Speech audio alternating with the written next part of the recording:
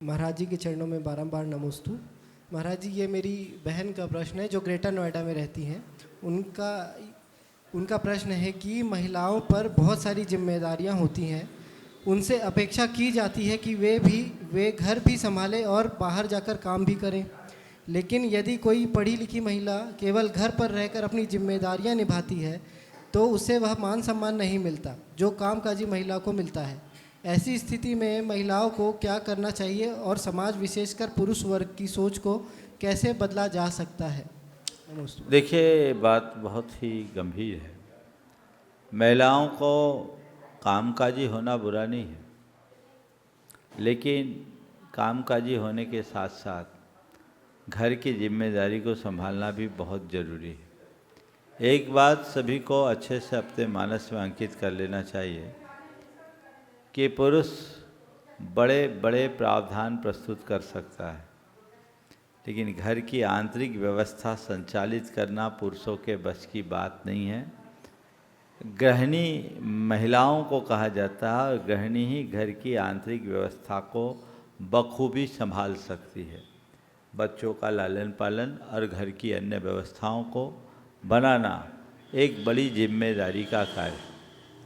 आपने बिल्कुल सही कहा कि महिलाएं यदि कामकाजी होती तो उन्हें बहुत महत्व मिलता है, लेकिन जो गृहिणी होती है लोग उसे कम महत्व देते हैं।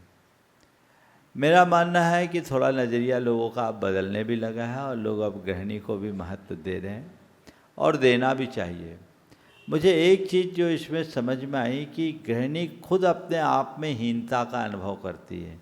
हम हाउस वाइफ हैं, हम गृहिणी हैं, उसके मन में ऐसा लगता है जो नहीं होना चाहिए। उन्हें ये बात समझना चाहिए कि अगर हम कामकाजी होते तो हमारे पास पैसे होते, हमारे पर्स भरा होता, मन नहीं। मेरे संपर्क में ऐसी अनेक महिलाएं हैं, युवतियां हैं, जो मल्टीनेशनल कंपनीज में बड़े बड़े पदों पर काम करते रही अच्छे पैकेज के साथ। आज उन्होंने रिजाइन किया और घर संभाल रहे, पति काम कर रहे हैं और वो उसमें बहुत खुश है। एक का 40 लाख का पैकेज था, उसने नौकरी छोड़ी, नोएडा की ही थी। मैंने एक दिन पूछा कि तुम नौकरी छोड़ी तब और अब में क्या अंतर है?